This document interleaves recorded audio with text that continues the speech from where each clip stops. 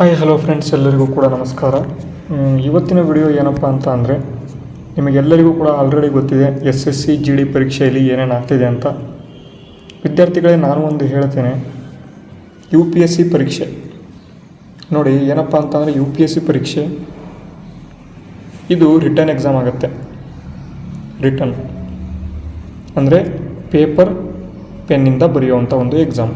ಪೇಪರಲ್ಲಿ ನಾವೇನು ಮಾಡಬೇಕು, OMR ತುಂಬಬೇಕು. ಈ ರೀತಿಯಾಗಿ OMR A B C D OMR ತುಂಬಬೇಕು. ಹಿಂಗೆ ಈ ರೀತಿಯಾಗಿ ತುಂಬಬೇಕು.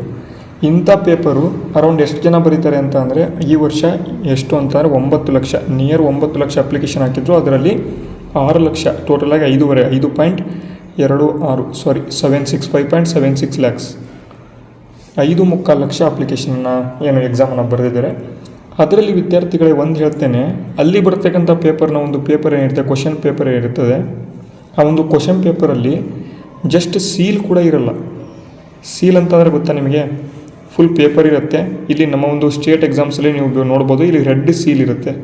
ಇದನ್ನು ನೀವು ಕಿತ್ಕೊಂಡು ಆಮೇಲೆ ಓಪನ್ ಮಾಡಬೇಕು ಪೇಪರನ್ನು. ಅಲ್ಲಿ ಸೀಲ್ ಕೂಡ ಇರಲ್ಲ. ಅದನ್ನು ಅಷ್ಟು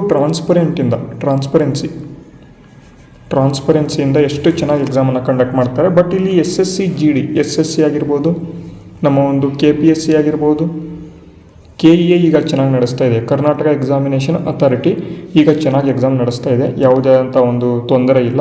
ಬಟ್ KPSC ಆಗಿರ್ಬೋದು, ಈಗ SSC ಆಗಿರ್ಬೋದು, ಎಲ್ಲವೂ ಕೂಡ ಏನು ಮಾಡ್ತಿದ್ದಾರೆ ಅಂತ ಇಲ್ಲಿ ಪ್ರಾಬ್ಲಮ್ ಸಿಗುತ್ತೆ. ಈ ಪ್ರಾಬ್ಲಮ್ ನಮಗೆ ಯಾಕಪ್ಪ ಬರುತ್ತೆ ಅಂತ ಅಂದರೆ, ನೀವು ನೋಡ್ಬೋದು ಇತ್ತೀಚೆಗೆ ಒಂದು ಎಕ್ಸಾಮ್ ಎಲ್ಲಪ್ಪ ಆಗಿದೆ ಅಂತ ಅಂದರೆ ಲಕ್ನೋದಲ್ಲಾಗಿದೆ.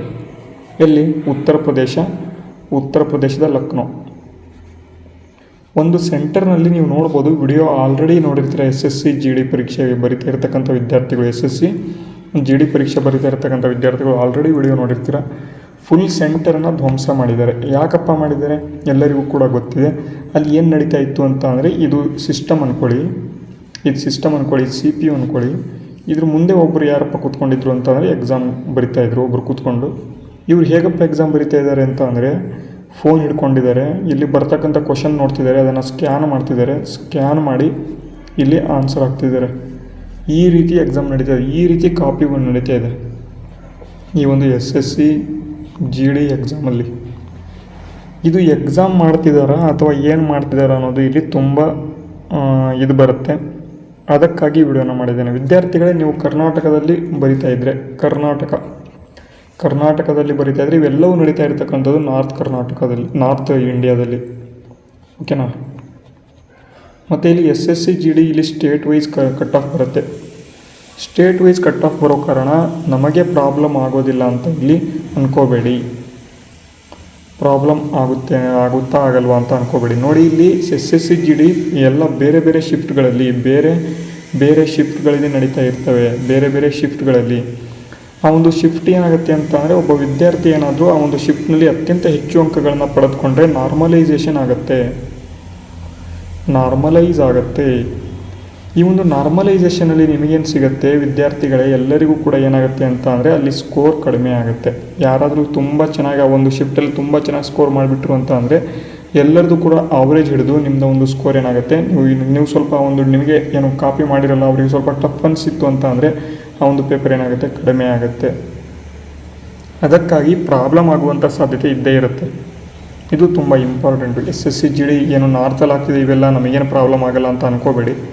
ಮತ್ತು ಇಲ್ಲಿ ಇನ್ನೊಂದು, ಈ ಸಲ ಕಟ್ ಆಫ್ ಎಷ್ಟು ಬರುತ್ತೆ ಅಂತ ನೋಡಿ ವಿದ್ಯಾರ್ಥಿಗಳೇ. ಇನ್ನೂ ಕೂಡ ಎಕ್ಸಾಮ್ ಮುಗಿದಿಲ್ಲ. ನಾಳೆ 29ನೇ ತಾರೀಕು ಒಂದು ಎಕ್ಸಾಮ್ ಇದೆ. ಇನ್ನೂ ಕೂಡ ಅದು ಮುಗಿಬೇಕು. ವಿದ್ಯಾರ್ಥಿಗಳು ತುಂಬ ಜನ ಇದ್ದಾರೆ. 29ನೇ ತಾರೀಕು ಎಕ್ಸಾಮ್ ಬರೀತಕ್ಕಂಥ ವಿದ್ಯಾರ್ಥಿಗಳು ಕೂಡ, ಅವರೆಲ್ಲರೂ ಕೂಡ ಎಕ್ಸಾಮ್ ಬರೋದ ಮೇಲೆ ಒಂದು ಕಟ್ ಆಫ್ ವಿಡಿಯೋ ಮಾಡ್ತೇನೆ. ಓಕೆನಾ? ನಿಮ್ಮ ಒಂದು ಏನಪ್ಪ ಅಂತ ಅಂದರೆ, ನೀವು ಅಂದರೆ ಇದುವರೆಗೂ ಯಾರ್ಯಾರು ಈ ಒಂದು ವಿಡಿಯೋನ ನೋಡ್ತೀರಾ, ಎಲ್ಲರೂ ಕೂಡ ನಿಮ್ಮ ಒಂದು ಅಟೆಂಪ್ಟ್ಸ್ ಅಂದರೆ ನೀವು ಎಷ್ಟು ಪ್ರಶ್ನೆಗೆ ಆನ್ಸರ್ ಮಾಡಿದ್ದೀರಾ, ಓಕೆನಾ? ಎಷ್ಟು ಪ್ರಶ್ನೆಗೆ ಆನ್ಸರ್ ಮಾಡಿದ್ದೀರಾ ಅದನ್ನು ನೀವೇನು ಮಾಡಬೇಕು, ಕಾಮೆಂಟ್ ಬಾಕ್ಸ್ ಮೂಲಕ ತಿಳಿಸ್ಬೇಕು.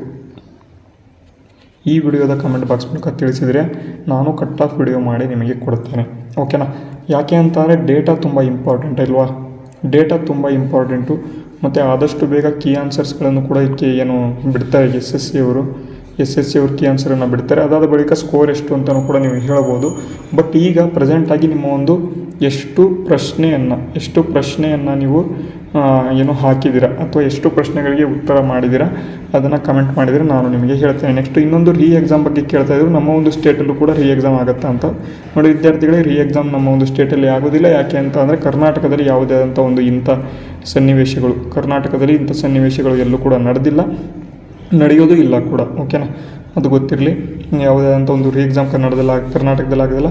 ಬಟ್ ಬೇರೆ ಕೆಲವೊಂದು ಸೆಂಟರ್ಸಲ್ಲಿ ಏನು ಈ ಥರ ಹಂಗಾಮ ಆಗಿದೆ, ಆ ಒಂದು ಸೆಂಟರ್ಸ್ನ ಒಂದು ಎಕ್ಸಾಮ್ ಪಕ್ಕ ಆಗುತ್ತೆ. ಎಕ್ಸಾಮ್ ಪಕ್ಕ ಆ ಒಂದು ಸೆಂಟರ್ಸ್ನ ಒಂದು ಇದರಲ್ಲಿ ಎಕ್ಸಾಮ್ ಪಕ್ಕ ಆಗಿದೆ, ಅದನ್ನು ಕೂಡ ನೆನಪಿಟ್ಕೊಳ್ಳಿ ಅಂತ ಹೇಳ್ತಾ ಇವತ್ತಿನ ವಿಡಿಯೋ ನಿಮಗೆ ಸ್ವಲ್ಪನಾದರೂ ಇಷ್ಟ ಆಗಿದ್ದರೆ ವಿಡಿಯೋಗೆ ಲೈಕ್ ಮಾಡಿ, ಶೇರ್ ಮಾಡಿ, ಸಬ್ಸ್ಕ್ರೈಬ್ ಮಾಡಿಲ್ಲ ಅಂದರೆ ಸಬ್ಸ್ಕ್ರೈಬ್ ಮಾಡ್ಕೊಳ್ಳಿ. ವಿಡಿಯೋನ ಮುಗಿಸ್ತೇನೆ. ಜೈ ಹಿಂದ್, ವಂದೇ ಮಾತರಂ.